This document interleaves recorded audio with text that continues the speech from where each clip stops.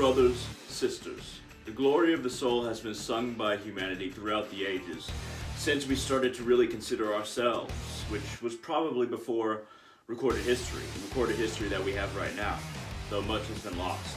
The glory of the soul is that glory which is behind every single human being. Behind every choice that we make, there is a recording. There is a recording of our very being. Not what we project on the outside, not how we act on the outside, but our reactions and interactions with the world within. The world is nothing without. Everything that we understand, all of the interactions happen within. Now, when I say within, I'm not just talking about within our brains, but within the lotus of the heart. The lotus of the heart is a gateway between our own experience of the soul and its vast reservoir that exists just behind reality, just behind what is apparent. Now, our ultimate goal, most people's ultimate goal, is to experience and live life in a way which synchronizes with our highest ideals, our highest morals. Now, these morals have been wide-ranging throughout history. A lot of these morals have included cruelty towards groups that are not one's own group, and people who they imagine are evil just because they are foreign, they are different. Their understanding and language is different, so obviously, if they're not like us, they must be evil. The glory of the soul is something that is beyond that. That is materialism. That is expectation that the universe must bend to your understanding and not you to the truth of the universe. That is the glory of the soul. Now, whether you call the soul Atman, soul, Brahman, you can call it the Jiva. You could call it many other names throughout Western literature and Western religion as well, though all of those are Sanskrit. Now, when the idea of the soul that we as human beings in the West usually understand is the word soul. Now, the word soul is surprisingly vague. We do not have a specific understanding, most people in the West, of exactly what the soul is. There are many names in Hinduism for the soul. Many different sects of Hinduism call it different things. And in Vedanta, it is Brahman. In yoga, it is sometimes called the Jiva, or the Jiva Mukta, or the Atman. Now, if we look at ourselves and our relationship to our own understanding, we have to realize that we are just talking about different words for the same definition. Now, regardless of what belief system you have, there are levels of relationship with the soul, there are levels of experience.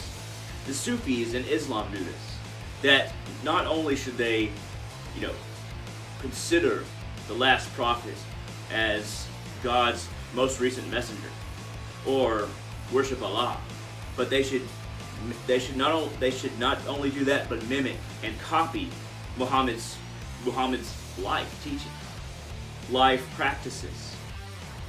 Sitting in a cave and becoming one with oneself, finding God within. The Sufis try to experience God not with only priests, not only with imams, but with their personal relationship to the divine. And that divine is within us. And that's that soul that I'm talking about, the glory of the soul. That gateway within us is the lotus in the heart. Now, the lotus of the heart, or lotus in the heart, is an Eastern idea, but I assure you there is a gateway between our experience of soul and the vast reservoir, because we only experience a piece of the glory of the soul. We only experience a piece based on our attachment to material. The less attached we are to material, the less obsessed we are with societal standards and societal trends, and those ancient desires that we've been trying to satisfy and fulfill our lives through again and again and again throughout human history. Most certainly throughout recorded history, and most likely before that. Now, the less we become reliant upon desires and obsessed with fears and attached to material, that's when the experience of the soul starts to become an experience of what humanity truly is, of where we truly lie. And we do not lie in this world, this material universe. We lie within. Our true essence is not that of the material universe or the universes. It is that infinity beyond all of it. We look out into space and imagine it goes on forever.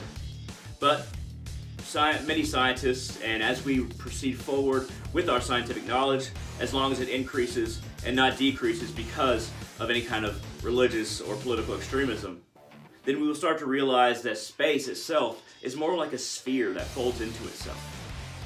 Going a single direction in one line, if you go long enough, space folds in a way to where you'll end up right where you started.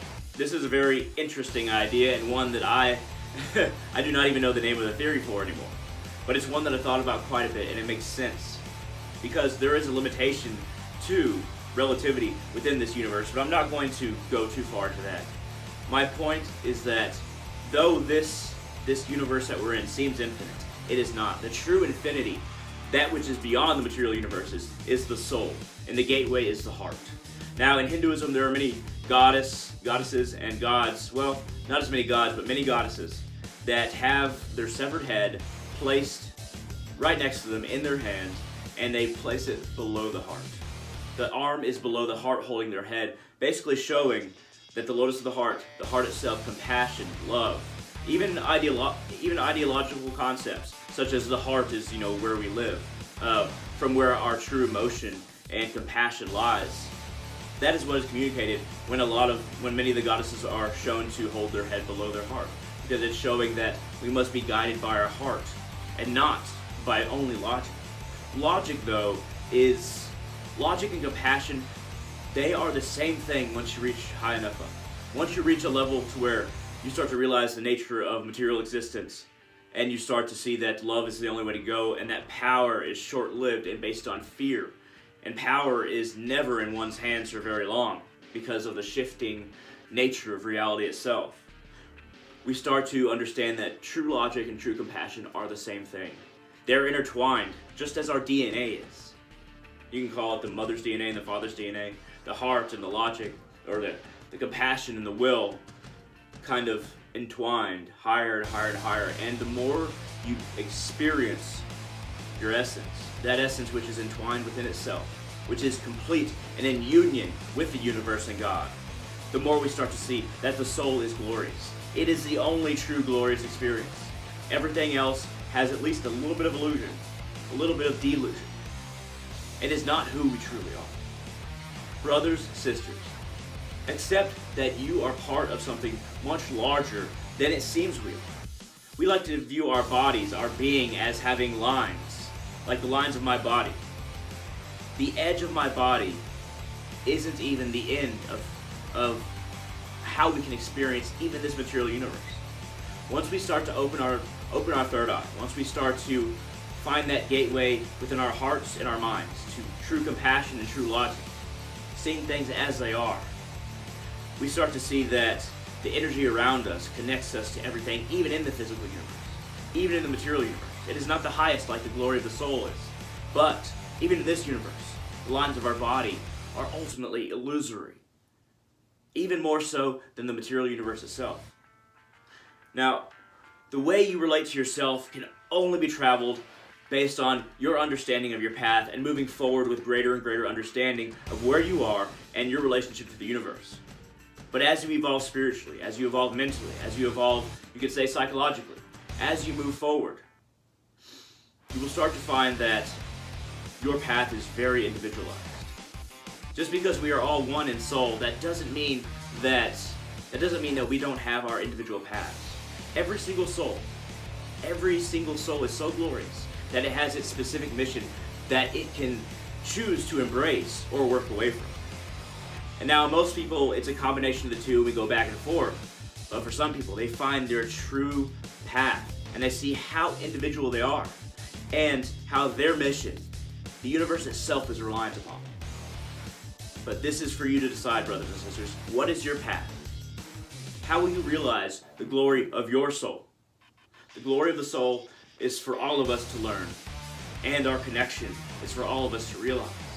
But in doing so, we also see that how individual we are and how great we are in ways that we could not define with societal terms, but can and will define through inner understanding.